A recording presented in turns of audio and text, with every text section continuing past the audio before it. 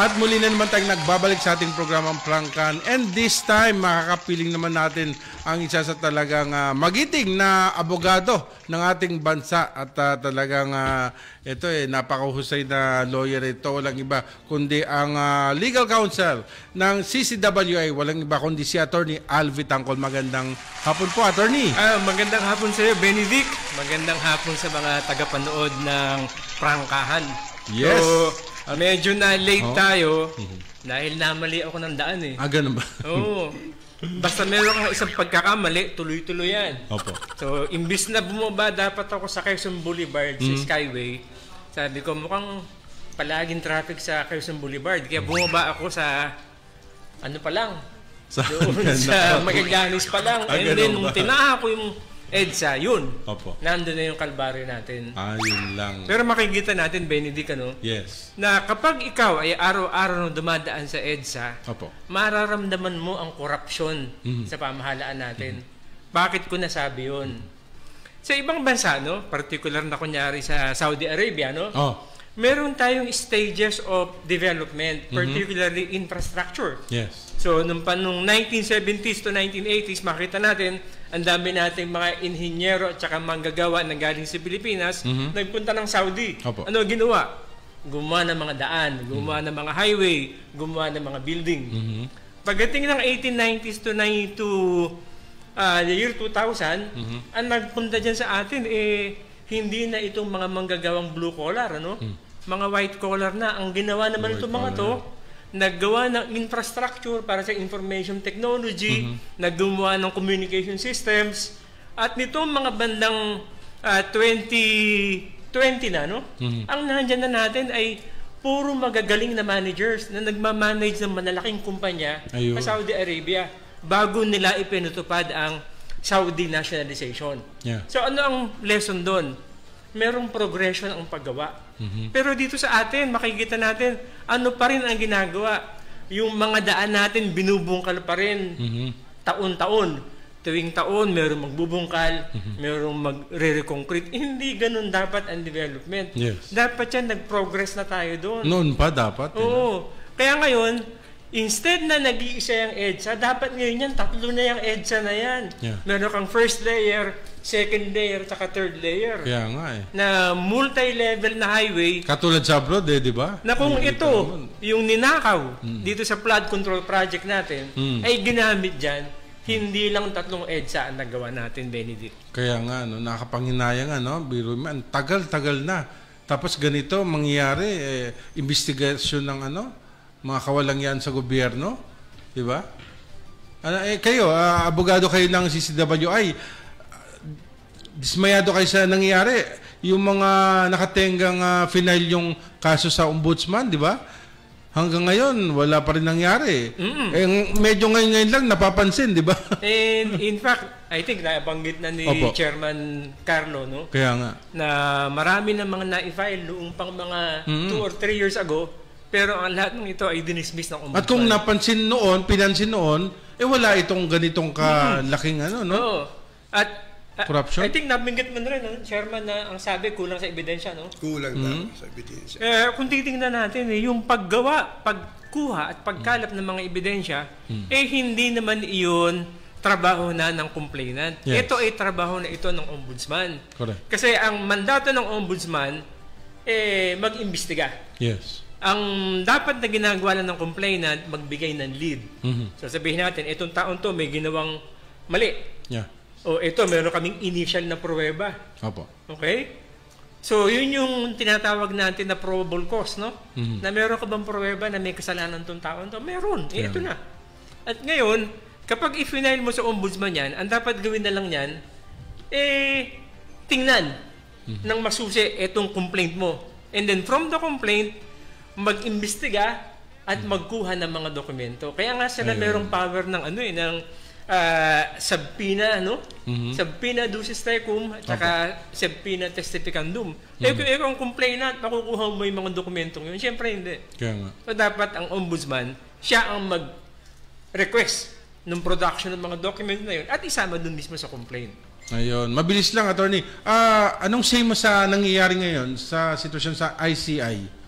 Tatakbo ng nakakabahala na si dating Secretary Babe Singson, ano? Oo nga. Nag-resign, no? Oo, suko na eh. Pero ang sabi kasi, no, ito ang sabi-sabi sa grapevine, Opo. particularly dun sa mga engineering na circle na kakilala natin, ang sabi, nagpaalam daw si Babe Singson ng 3 months lang sa kanyang pamilya. Dahil medyo hindi na maganda pakiramdaman niya, medyo tumatanda na rin. Sakit. Ang sabi niya, 3 months lang ako dito sa ICI, tatapusin ko trabaho ko.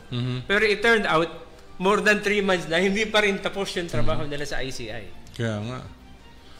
Tingin nyo, may problema talaga, no? Walang transparency. Hinihintay ng tao, nasa na live stream, may pinipili, di ba? Yun yung... Ba't ganon? Kung mulat sa pool, no? Opo. Isinapubliko nila yung mga hearing nila, makikita natin ano ang flow nito. Di ba? Makikita natin may nangyayari ba?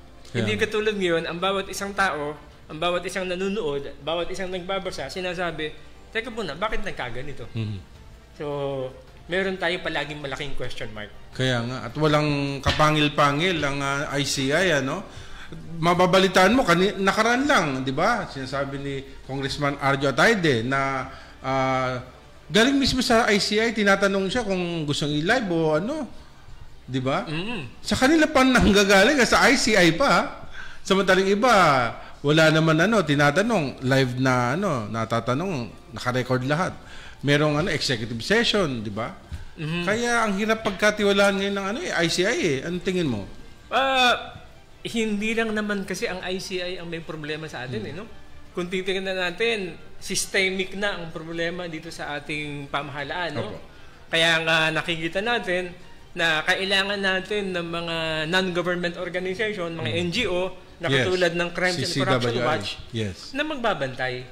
Kasi kapag hindi mo binantayan yan, lalong magkakagulo-gulo. Totoo diba? yan. Para tayo kasing dito yung daga at saka pusa, di ba? Opo. Habulan ng habulan. Sabi when the cat is away, yes, the mouse is at play, di ba? Opo. So ito, yung mga daga natin sa gobyerno, talagang kakain at kakain yan hanggat walang tumitingin na pusa. Walang kabusugan talaga, no? Well, napakabilis ng ating oras. Nako, 5:00 na pala. At bigyan natin ng final message muna ang chairman, president ng CCWI, si Sir Carlo Batalla. Nasa inyo po yung pagkakataon. Go ahead po, sir. Opo, ako actually, magpapasalamat ulit ako sa nangyayari ngayon sa ating istorya ng infrastructure.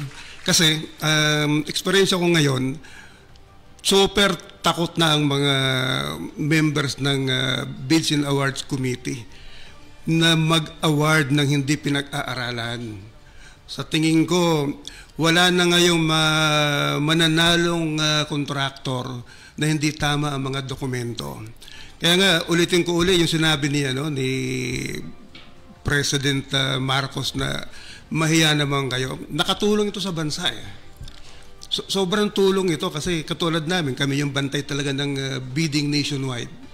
Na pag tiningnan mo yung record, so para akala ko puro tama ang nalilista ng mga taga-public works Yung pala pinagdudoktor nila yung detalye ng ng PCMA.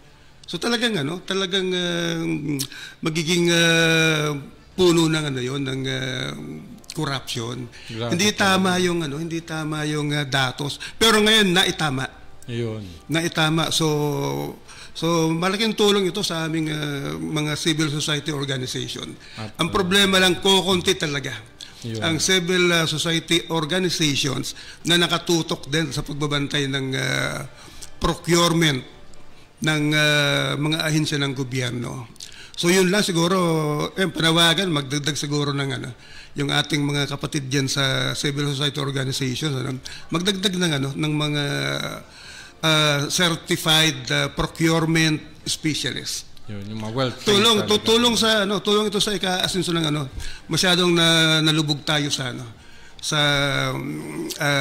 corruption ng ating mga infrastructure projects So, tulungan natin ang ating gobyerno ngayon. All right, well said, Sir Carlo Batalla, ang presidente ng CCWI. Attorney Al Vitangcol, nasa inyo po yung pagkakataon. Go ahead po. Maraming salamat, Benedict.